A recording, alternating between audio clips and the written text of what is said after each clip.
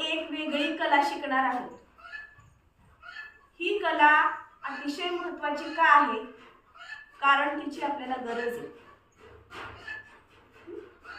का गरज आहे?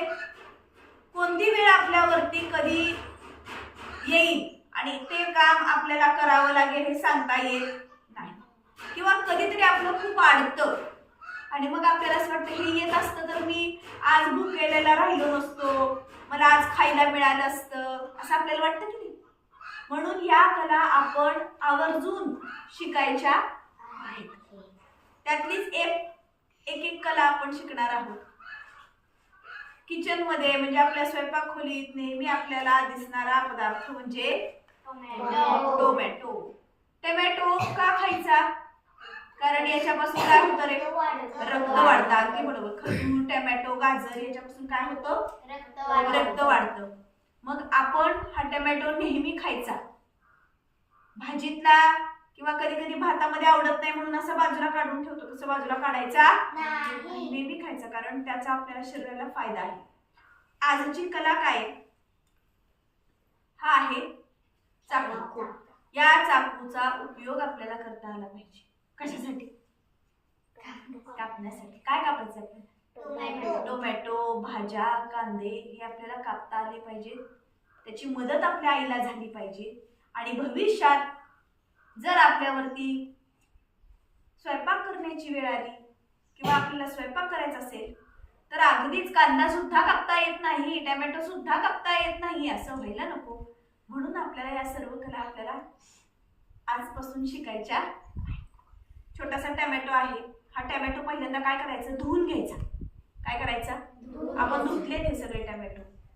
जर टोमॅटोवरती एखादा बारीक डाग वगैरे दिसला तर तो काढून टाकायचा आणि स्वच्छ करायचं। त्याचं देठ असेल तर तेही काढून टाकायचं, शक्यतो देठ नसतं। मग काय करायचं? टोमॅटोचे दोन भाग करायचे। टोमॅटोचे काय करायचे?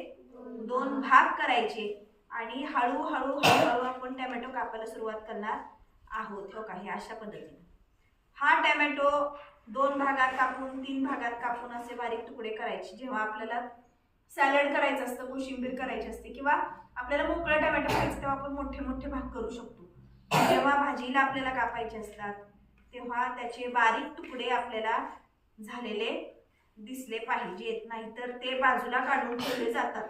बरोबर आहे? बाजूला काढायचेच नाहीत। आणि अशा पद्धतीने एकसारख्या आकारामध्ये आपण टोमॅटो चिरलेला आहे। तशाच पद्धतीनं कांदा सुद्धा कसा चिरायचा? एक कांदा द्या बरं मला। Very good. हा कांदा आहे, या कांद्याला दोन टोक आहे, तिथे एक टोक आहे, इकडे एक टोक आहे, इकडे मुळं असतात। बरोबर आहे? मग हातात घ्यायचा आणि व्यवस्थित त्याचे पहिल्यांदा मूळ काढून टाकायचं। त्यानंतर आपण याचं टोक सुद्धा जास्त वाया न घालवता काढून टाकायचं। त्यानंतर काय करायचं?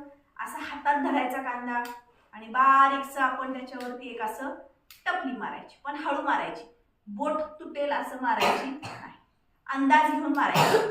असं थोडंसं मारलं तरी वरचे कव्हर निघते। काय कव्हर निघण्यासाठी सोपं आहे हे। असं कव्हर आपण ह्याचं काढून टाकायचं आहे। बघा, एक टपली मारली की सगळं कव्हर अख्खं निघतं।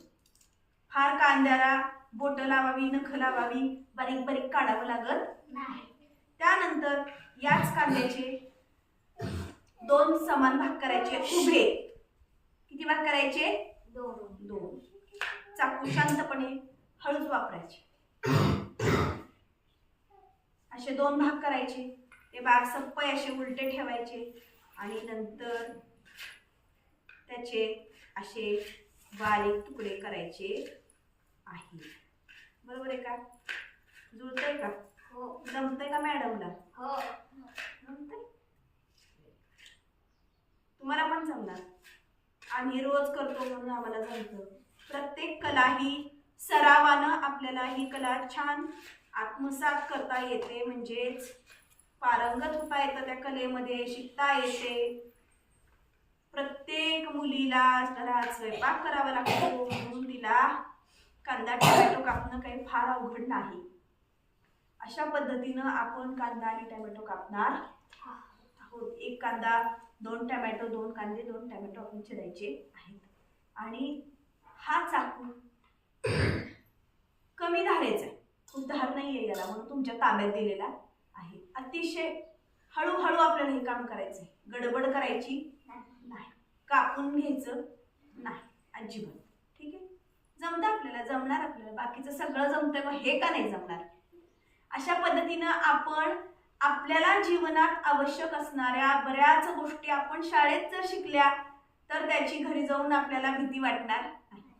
तसाच आपण चहा शिकणारे, पोहे शिकणारे, शेवया शिकणारे, मॅगीच्या ऐवजी आपण शेवया खाऊया, म्हणजे आपण सोप्या सोप्या गोष्टी शिकूया ज्याच्यामुळे आपल्याला भविष्यामध्ये कधीही अडणार नाही. अशा पद्धतीने आज आपण टोमॅटो आणि कांदा चिरायला शिकलेला आहे. धन्यवाद.